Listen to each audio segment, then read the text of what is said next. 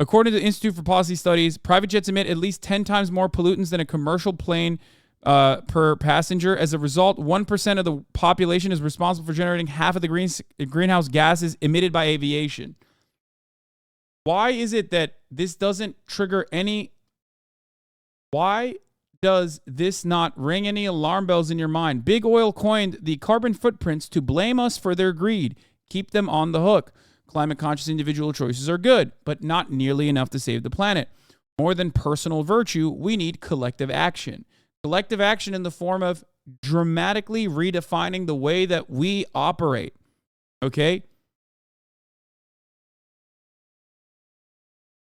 There are so many small initiatives that would work perfectly well, but it would actually harm entire industries. So no one will ever push for it. 1, no more cruises. 2, no more private jets. 99.9% of the public would agree to that. Okay? At the global stage. No more private jets and no more cruisers almost single-handedly take a fat-ass fucking dent. Its impact is marginal. And yet we will never have that happen. Why? Because it's rich people that do that shit. Not just cruises, but like rich people that utilize private jets, even though private jets, which have skyrocketed in popularity, especially due to the K-shaped recovery during COVID, especially with the rich getting infinitely more rich and finding new ways to avoid the average everyday person.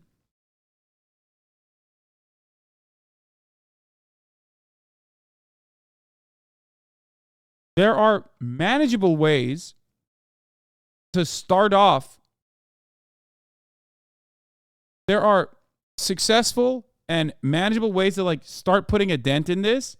And they're an easy ass fucking ban. And yet we still don't do this. Private jets are an easy ban, sure. But they're like 0.1% of total emissions. Personal light duty vehicles are 1/6 of U.S. total emissions. I agree. But 0.1% of total emissions is still significantly more than what could be achieved by people just being like, I'm going on a pact to become vegan. That's my point. And not only that, but also there are successful alternatives to that. The successful alternatives to this, personal light duty vehicles, is still a fuck ton of infrastructural support in the form of public transit, which I'm on board with. You guys already know this. A billionaire is responsible for 1 million times more greenhouse gas emissions than the average person. Billionaire investments in polluting industries such as fossil fuels and cement doubled the average for the S&P 500. The investments of just 125 billionaires emit 393 million tons of CO2 each year. This isn't billionaires in their own personal consumption, though. This is more so about billionaires and where they're what stocks they're paying into. This muddies the water a little bit.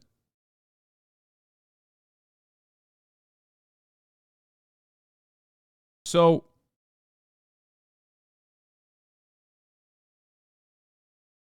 as I was stating, a climate scientist once described the necessary changes to me as mass mobilization on the scale of World War II. The reason why I mentioned the private jet thing is because, where was it? You've already shown us this video, but here's your point in video form. Yeah, we'll do this in a second. But one thing I wanted to... Oh my God, Kai's being so fucking cute right now without even realizing it. She has no idea that thousands of people are watching her be the cutest. What was I going to say? Oh, here. Private jets emitted a total of 5.3 million tons of CO2 in the last 3 years, with the number of flights skyrocketing from nearly 119,000 in 2020 to 573,000 in 2022. That amount of carbon dioxide is more than Uganda, a country of 46 million people, produces in a year. Tell me that that's insignificant. Tell me that that's fucking insignificant, dude. Private jets make up, I think, private jets, I forget what the statistic is, and I don't want to butcher it, but I'm pretty sure private jets now emit like almost 30% of all carbon dioxide in comparison to the entire travel. That's very wrong. Total world emissions is 371 billion tons per year. 2 million tons per year is pretty small there. Okay. Overall, you have to compare it to other methods of travel. You have to compare it to other methods of travel. When you look at it, when you look at the usage of private jets in comparison to like every single initiative you make, you have to look at the opportunity costs, because that's what people are going to be looking at.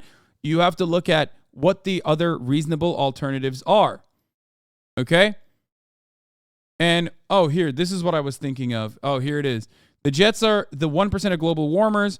According to the Institute for Policy Studies, private jets emit at least 10 times more pollutants than a commercial plane per passenger. As a result, 1% of the population is responsible for generating half of the greenhouse gases emitted by aviation.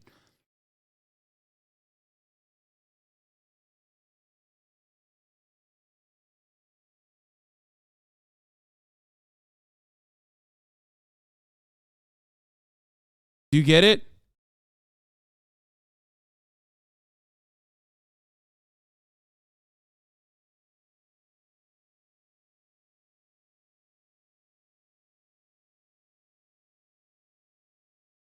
Is encouraging veganism, abolition of animal agriculture subsidies part of your political fight the same way transit is? You're willing to fight change for people's transportation methods, but not their diets, even though they're equally individualized? No.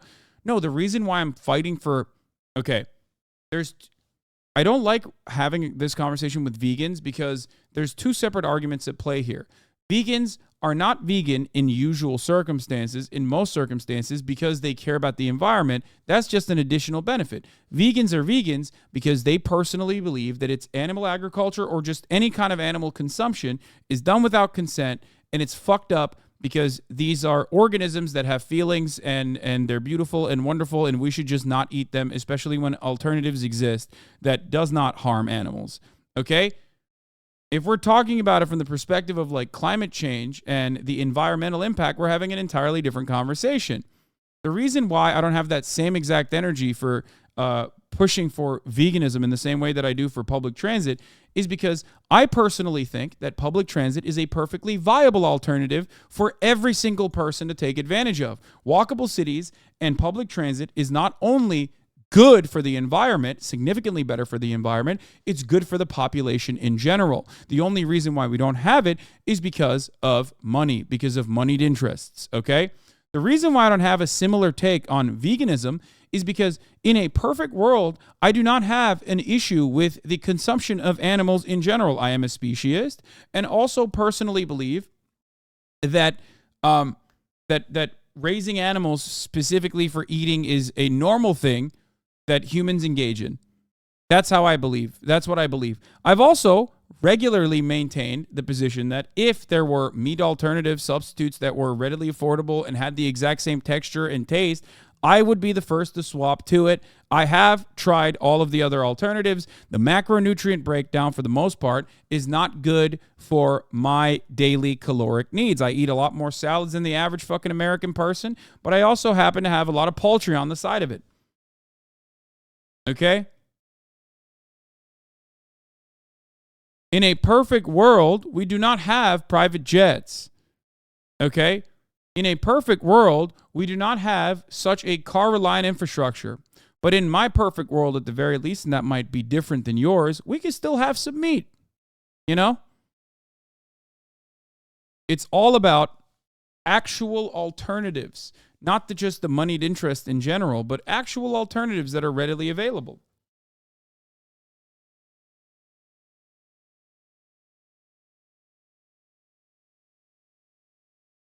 No private jet for thee, but one for me. No, I am not in favor of private jet travel at all.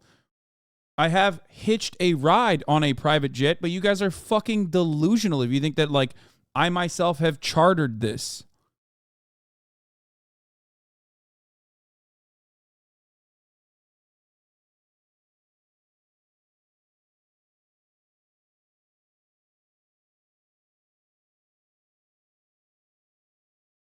I'm not saying you, dude, relax. Oh, sorry. Well, thought you were.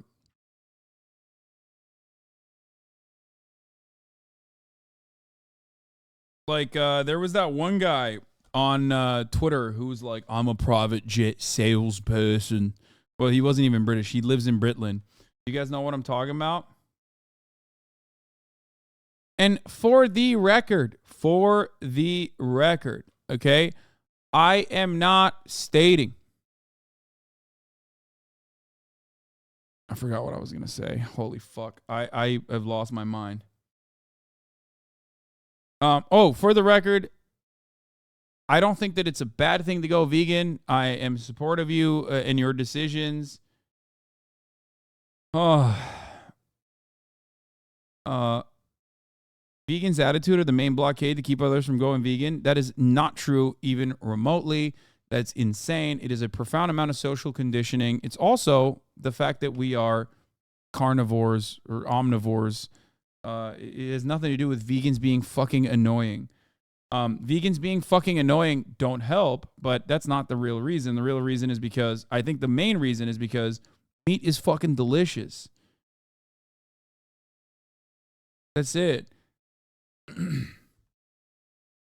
But if you are going to come to me and say individual actions are actually going to change the ecological disaster that is anthropogenic climate change, then no, I will tell you that you are actually just simply repeating propaganda created by the very same polluters.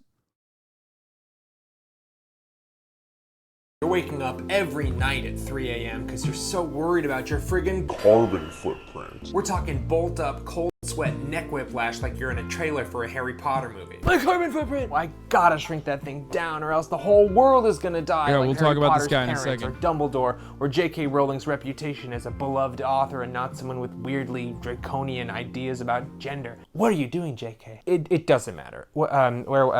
Everyone's personal carbon footprint is the key to solving climate change, right?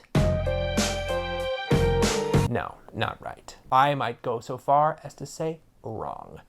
Hello and welcome to Climate Town. My name is Raleigh Williams. I'm a citizen, complainer, Dracula apologist, and climate science grad student. And I'm here to tell you that your carbon footprint is bullshit. Okay, we didn't all just start spontaneously saying carbon footprint. Somebody invented the term as a way to define the amount of CO2 a person generates based on their personal actions. And it seems reasonable enough. I mean, it's genuinely a good idea to consider ways you can lessen your personal impact on the planet, only that's not what a carbon footprint is for. Oh, that's what they want you to think it's for, but they're lying to you. And the way I know this is because the they I keep tantalizingly referring to, the people who both created and popularized the term carbon footprint, are none other than BP. What size is your carbon footprint? Say again? Size of what? What? What? No idea. What are you making? What is that? Not environmentalists, not the Democrats, not even my God King Al Gore. The carbon footprint was strategically crafted by fossil fuel companies, ? Now you may remember What? BP as the company that checks notes. What? Okay, what's next, Climate Town? Are you going to tell me that anthropogenic climate change was predicted by another oil and gas producer approximately 30, 40 years prior to like the scientific community trying to desperately mainstreamify it?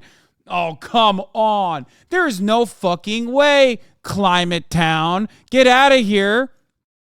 That's gotta be a lie, right? There's no fucking shot that they would have known about the impact on the environment due to the oil and gas industry's impact on the environment could not have been foreseen by the internal scientists at Exxon, for example, and then purposely shielded from the public and then actually utilized so that they could have a mass strategy once this became publicly available information. They certainly didn't just use that as an opportunity to figure out how to effectively create counter propaganda against the thing that they're responsible for. No shot. Dumped 200 million gallons of crude oil into the Gulf of Mexico. So why was a fossil fuel company sinking millions of dollars trying to publicize the term carbon footprint? Because they knew they had a genius marketing campaign on their hands. Okay, what's next? British Petroleum is responsible for the fucking Iranian coup, and perhaps like most responsible for modern day Iran and all of its current political issues. Come on! I don't believe you. No way, dude. That would be crazy. If some guy in Iran decided to, I don't know, nationalize its own extraction industry, but then America and the UK were given, and America and UK were like, hey, well, you can't do that because that's British Petroleum property. You can't actually take it over. Oh no, please don't do that. Anyway, let's continue. But unlike other genius marketing ideas like Got Milk or singing Chili's baby back ribs or Budweiser's hilarious dilly dilly thing. Dilly dilly. Dilly dilly. Dilly dilly. Dilly dilly. Dilly dilly.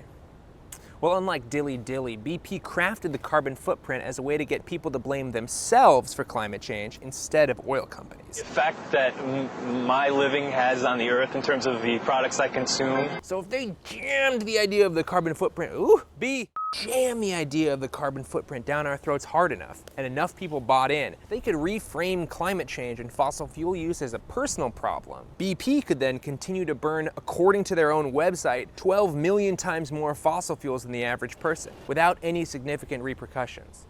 I mean, how can you have a carbon footprint if you don't even have feet? Excuse me, sir, we're trying to shoot a thing here. I don't know where this cat came from. Cat. Hey, I'm doing a thing about how BP invented the carbon footprint. Oh, you already knew about that? This whole thing started as a way for BP to deal with that Cat knew about that. PR nightmare. You might know it as climate change. And if you don't believe in climate change, first of all, thank you so much for watching. I thank you. But regardless of whether you do or don't believe in climate change, it's irrelevant because BP officially does. Vegans, handshake emoji anarchists, unintentionally falling for expertly crafted big corporate propaganda that hyper focuses on individual reliance to systemic problems. Sometimes the vegans are anarchists, in many respects, but I'm just saying. Oh, come on, man. There are valid reasons to separate from the propaganda. Yeah, those valid reasons are about the moral considerations of consuming animals as food. Okay? That's it. And there is, you're correct. The moral considerations, oh my God, vegans literally are only 3% of the community right now. The moral considerations are correct.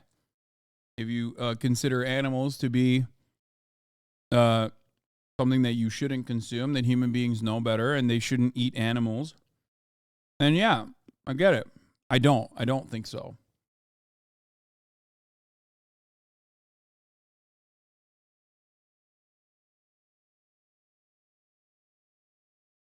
Does believe in climate change, and not just internally. In a 2005 advertisement, they proudly exclaimed, "We became the first major energy company to publicly acknowledge the need to take steps against global warming." And with a serious statement like that, I mean, oh boy, I think we can really expect BP to divest from oil and invest in renewable energy. And what do you mean that didn't happen at all? Like at all? Wait. Climate Town is wrong. On one account. Well, he's not wrong, but it doesn't really do anything for this video. But BP does invest in renewable energy, just like every other oil and gas producer. Except they don't do it because they want to save the planet. They do it because they want to hedge. And in other instances, they do it because they want to stop progress from happening in the renewable energy side.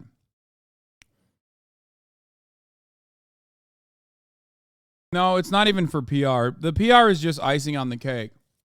They absolutely do purchase these oil and gas companies 100% do purchase renewable energy companies because they want to keep being like the main guys that produce the energy, and they see the writing on the wall as they have for hundreds or almost 100 years.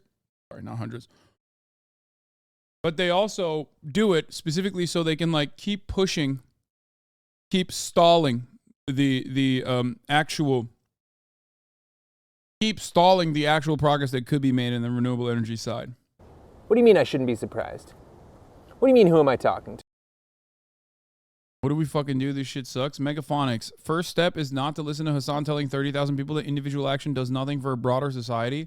I mean, you're here. I don't know what you're talking about. Like, I talk about that literally all the time. Megaphonics. I talk about that pretty much every day.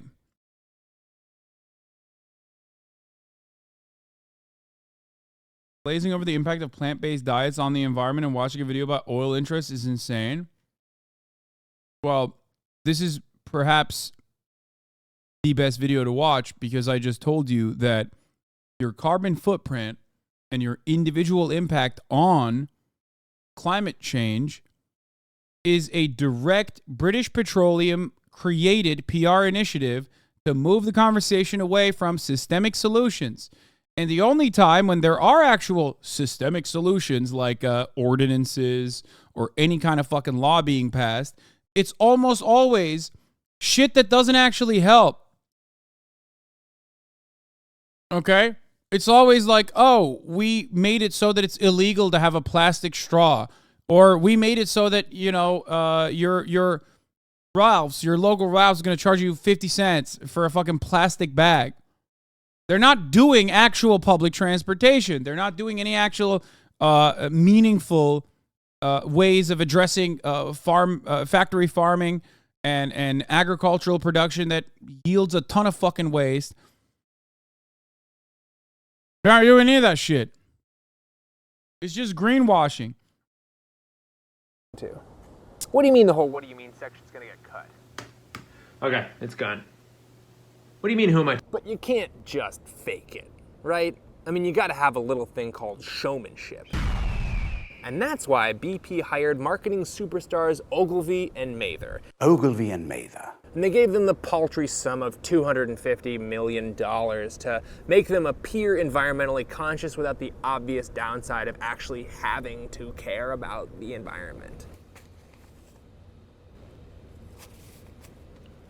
It's a good script. It's a good... And a very real consequence of that, is in the chat.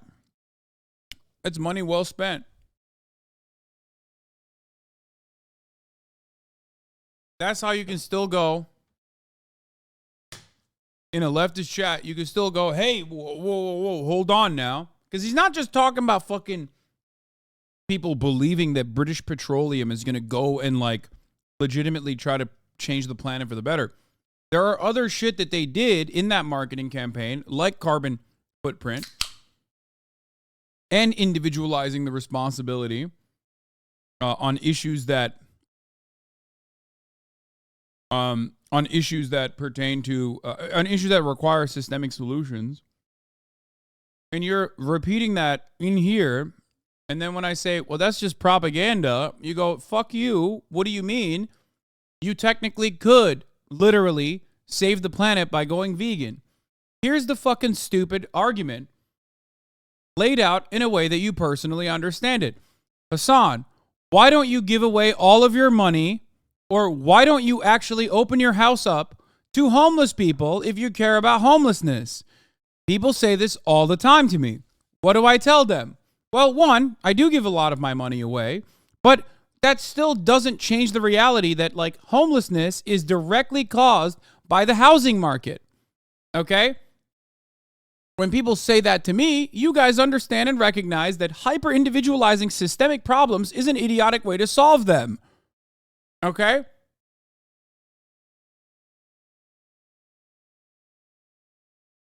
But when it comes down to that exact same argument, but from a liberal perspective,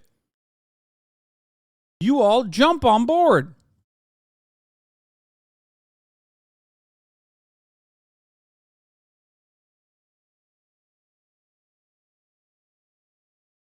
This does not mean that I'm stating that like your individual actions will not actually put a dent, I guess, especially if it is mass adopted. But the same could be said for people who open their homes up to homeless people. If everybody opened their houses up to homeless people, then there would be less people that are homeless. Right? Technically, you're doing something smart. You're doing something good. Why don't you save the world like this? Or whenever people say, Hasan, give all your money away to the government or give all your money away right now. Do it. What will I save in that regard? Who will I save in that regard? Perhaps that money will be very helpful to a couple people, but it will not put a dent in these systemic problems, especially when the systems are still churning out more pollution, as we talk about the oil and gas industry, as we talk about how reliant we are on fossil fuels as an entire global economy. It won't put a dent in any of these issues when we're talking about me opening up my house to a homeless person. So if you can understand at the fundamental level why hyper-individualizing problems that require systemic solutions in that regard and consumer activism being silly in that regard, and you can understand it here as well, right?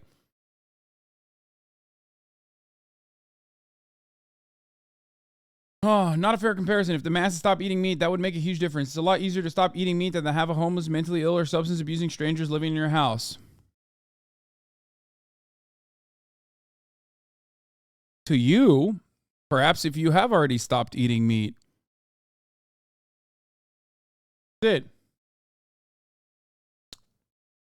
You're also living in la la land when you say that the masses are going to just automatically stop eating meat, including myself.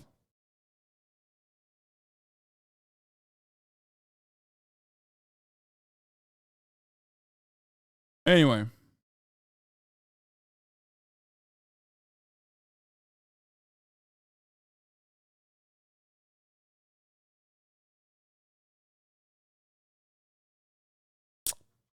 Good script. And these Ogilvy and Mather guys are good. Okay, they're like Don Draper from Mad Men good. And not to belabor this whole Mad Men thing, but do you remember that episode of Mad Men where Don Draper is trying to make the whole Kodak slide wheel cool and everyone's like, we can't do it, we can't make it cool. And Don Draper's like, it's not a wheel, it's a carousel. And everyone's like, oh, Don Draper, this is why you're the greatest. In Greek, nostalgia literally means the pain from an old wound. Wow, that's good television. I mean, I don't care who you are, you gotta watch Mad Men. Sorry.